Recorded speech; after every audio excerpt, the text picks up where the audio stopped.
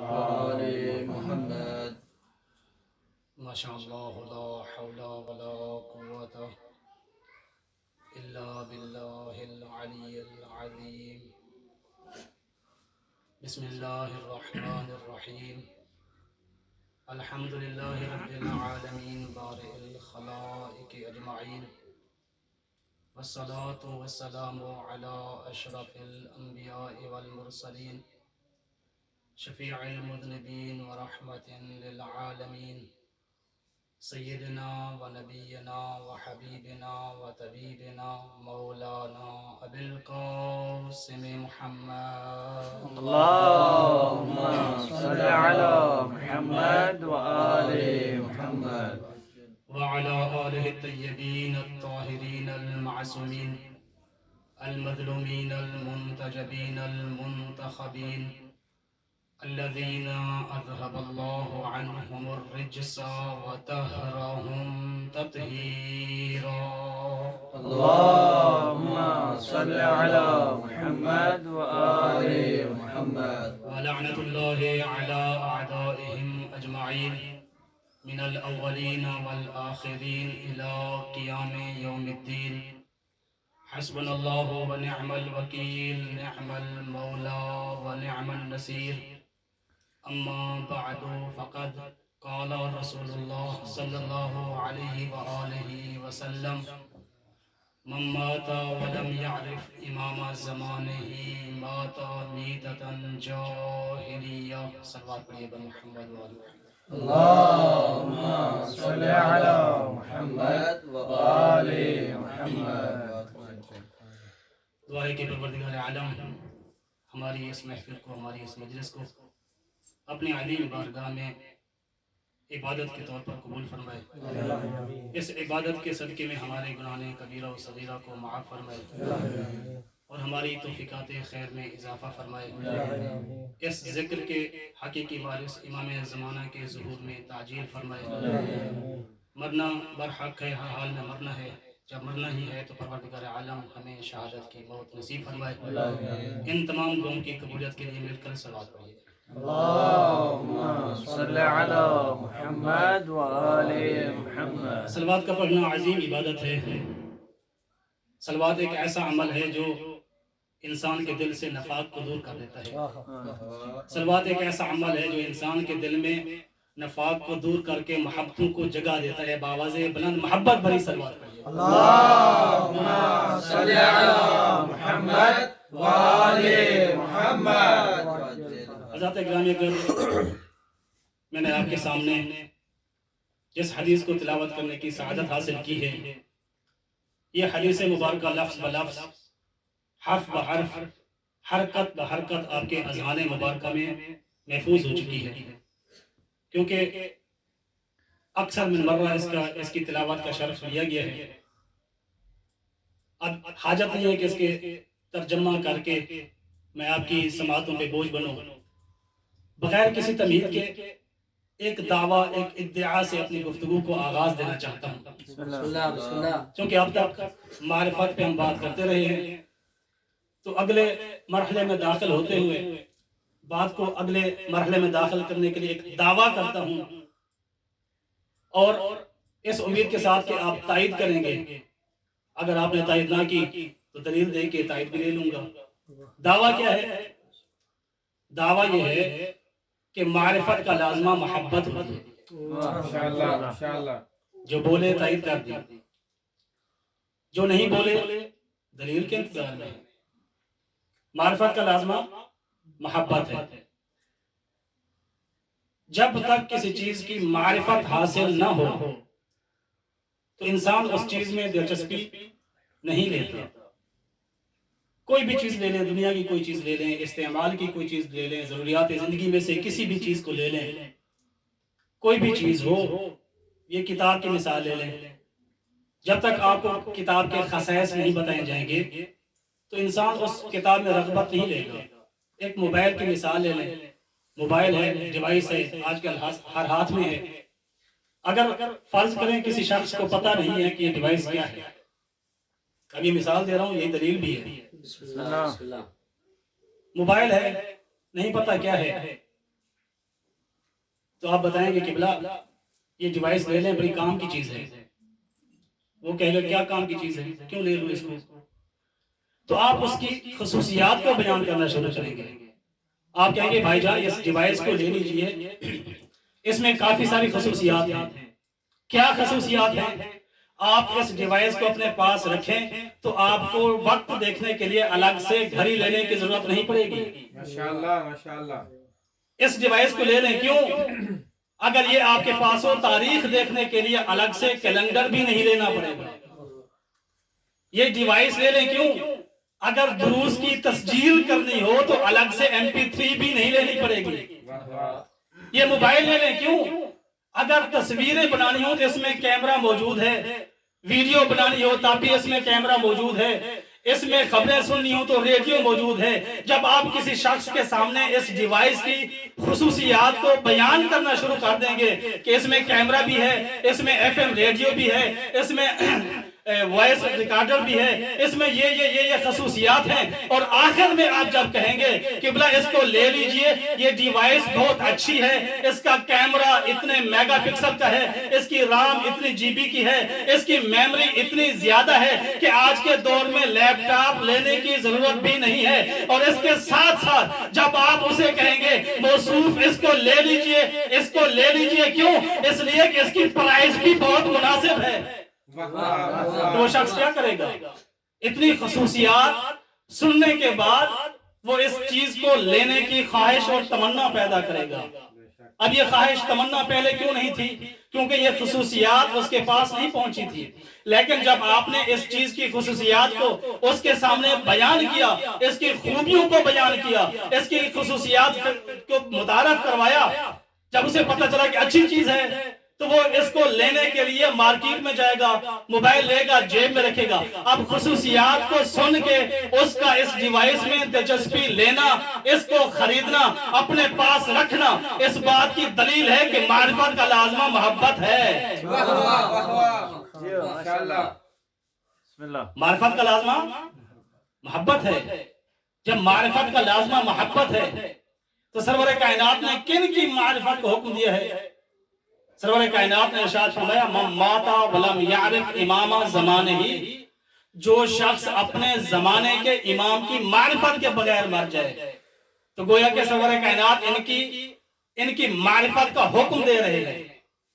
جب ان کی معرفت کا حکم دے رہے ہیں تو لا محالہ ان کی خصوصیات بھی ہیں، ان کے فضائل بھی ہیں، ان کے مناقب بھی ہیں، ان کی خوبیاں بھی ہیں، ان کی عظمت بھی ہے، ان کی شان بھی ہے. اور جب لوگوں کو یہ محاسن بیان کیے جائیں گے، ان کی خوبیاں بیان کی جائیں گی. اب کوئی کہے کہ میں علی کی معرفت حاصل کیوں کروں، میں حسن و حسین کی معرفت حاصل کیوں کروں، میں فلاں امام کی معرفت حاصل کیوں کروں؟ ایسے تو کوئی معرفت حاصل نہیں کرے گا. لیکن جب ان کو ان کی خصوصیات، ان کے فضائل بیان کریں گے کہ سرور کائنات نے ارشاد فرمایا میرے جانشینوں کی معرفت حاصل کرو. کیوں؟ اس لیے کہ علی کی معرفت حاصل کرو. کیوں؟ اس لیے کہ علی قسیم النار و جنہ ہے. حسن و حسین کی معرفت حاصل کرو. کیوں؟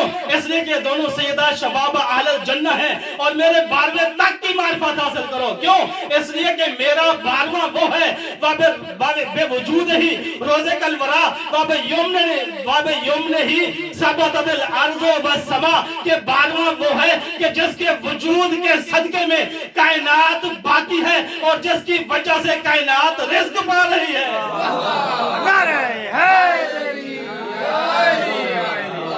اس کے صدقے میں کائنات رزق پا رہی ہے. اور جب اتنی خصوصیات بیان ہوں گی تو لوگ محبت کریں گے. صلوات پڑھیں محمد و محمد. اللہم صلی علی محمد و آل محمد. ٹھیک ہے، معرفت حاصل کی، محبت ہو گئی. کیا محبت کی بھی کوئی فضیلت ہے کہ نہیں؟ دیکھیں اہل بیت ایسی ہستیاں ہیں، ایسی ازواج ہیں، بیدار ہو کے سنیے گا. ایسی ازواج ہیں کہ ان کی معرفت کا بھی ایک درجہ ہے اور ان کی محبت کا بھی ایک درجہ ہے. اس محبت کے موضوع پہ میں ایک محفل میں بڑی تفصیل کے ساتھ گفتگو کر چکا ہوں. اس میں سے ایک دو احادیث آپ کی سماعتوں میں نظر کرنا چاہتا ہوں کہ کیا اہمیت ہے، کیا قدر و منزلت ہے اہل بیت کی محبت کی. سرور کائنات نے ارشاد فرمایا من مات علی حب آل محمد مات شہیدا، جو میرے اہل بیت کی محبت میں مر جائے اس کی موت شہادت کی موت ہے. سرور کائنات نے ارشاد فرمایا الا ومن احب علیا، یاد رکھو جو شخص علی سے محبت کرے گا نادا ہو ملکن تحت العرش، عرش کے تحت سے ایک فرشتہ ندا دیتا ہے یا عبداللہ استانف العمل، اے عبد خدا اپنے عمل کو دوبارہ انجام دو. کیوں؟ اس لیے کہ اللہ نے تیرے تمام گناہوں کو معاف کر دیا ہے. محبت علی کی قیمت ہے، محبت علی کی عظمت ہے. سرور کائنات نے ارشاد فرمایا من مات ولم یعرف، جو شخص ان کی معرفت کے بغیر مر جائے جاہلیت کی موت مرتا ہے. اور ایک حدیث میں ارشاد فرمایا من مات علی حب آل محمد مات شہیدا، جو ان کی محبت میں مر جائے شہادت کی موت مرتا ہے. اب معرفت کا لازمہ محبت ہے. کیا محبت کا بھی کوئی لازمہ ہے کہ نہیں ہے؟ توجہ ہے نا؟ محبت کا لازمہ ہے کہ نہیں ہے؟ پہلے دعویٰ کیا، دلیل دیا، مان گئے، آپ کی مہربانی ہے. اب دوسرا دعویٰ کہ محبت کا لازمہ اطاعت ہے. اب کم بولیں، اس لیے دلیل بھی بڑی وزنی دینی پڑے گی. محبت، معرفت کا لازمہ کیا تھی؟ محبت تھی. محبت کا لازمہ کیا ہے؟ اطاعت ہے. اب جب دعویٰ بڑا ہے تو دلیل بڑی ہوگی. جب دلیل بڑی دینی ہے تو کہاں سے دلیل دوں؟ عام مثال دوں؟ حدیث سے بیان کروں؟ کون سی دلیل دوں؟ جب دعویٰ بڑا ہے تو دلیل بھی بڑی ہونی چاہیے. اور بڑی دلیل دینے کے لیے بڑی کتاب سے دلیل دوں گا، اور قرآن سے بڑھ کر کوئی بڑی کتاب ہی نہیں ہے. قرآن کی آیت پیش کرتا ہوں دلیل کے طور پر. پروردگار عالم نے ارشاد فرمایا ان کنتم تحبون اللہ فاتبعونی، اے میرے حبیب لوگوں سے کہہ دو کہ یہ دعوے نہ کرتے پھرو کہ ہم اللہ سے محبت کرتے ہیں، ہم اللہ سے محبت کرتے ہیں، ہم اللہ سے محبت کرتے ہیں. ان کنتم تحبون اللہ فاتبعونی، ان سے کہہ دو اگر تم اللہ سے محبت کرتے ہو تو میں محمد مصطفیٰ کی اطاعت کرو. جب اطاعت کرو گے کیا ملے گا؟ وَيَغْفِرْ لَكُمْ ذُنُوبَكُمْ، جب تم میری اطاعت کرو گے اس اطاعت کے عوض میں پروردگار عالم تمہارے گناہوں کو معاف کر دے گا.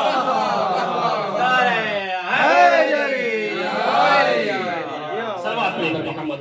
اللهم صل على محمد وآل محمد.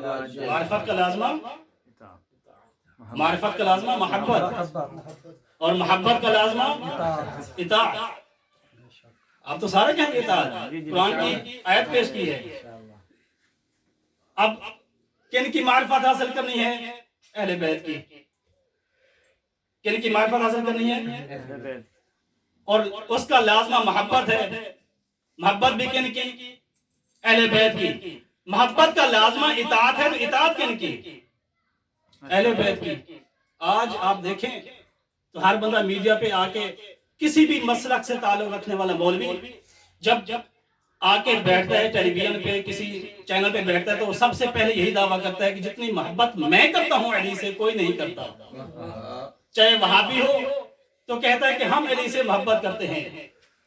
چاہے وہابی ہو، چاہے بریلوی ہو، چاہے کسی بھی مسلک سے تعلق رکھتا ہو تو کہتا ہے کہ ہم مولا علی سے محبت کرتے ہیں. اور آج تو ان کی محفلوں میں بھی نعرہ حیدری لگایا جاتا ہے. یہ ثابت کر رہے ہوتے ہیں کہ ہم علی سے محبت کرتے ہیں. میں کہتا ہوں کہ محبت کرتے ہو، محبت کا لازمہ اطاعت ہے. اگر تم محبت کرتے ہو تو اطاعت بھی علی کی کرو. جیسے علی نے کہا نماز پڑھنے کا ویسے نماز پڑھو، جیسے اس نے روزے کا کہا ویسے روزہ بھی رکھو. زبانی محبت کسی کام کی نہیں ہے. اگر محبت علی کا دعویٰ ہے تو اطاعت علی بھی کرو. اب نتیجہ دیکھ کے موضوع کو سمیٹ رہا ہوں. اب جو بھی علی کی محبت کا دعویٰ کرے، اہل بیت کی محبت کا دعویٰ کرے، جہاں تک بھی یہ بات جائے، اب واپس لے کے نتیجے تک جاتا ہوں. اطاعت محبت کا لازمہ ہے، محبت معرفت کا لازمہ ہے.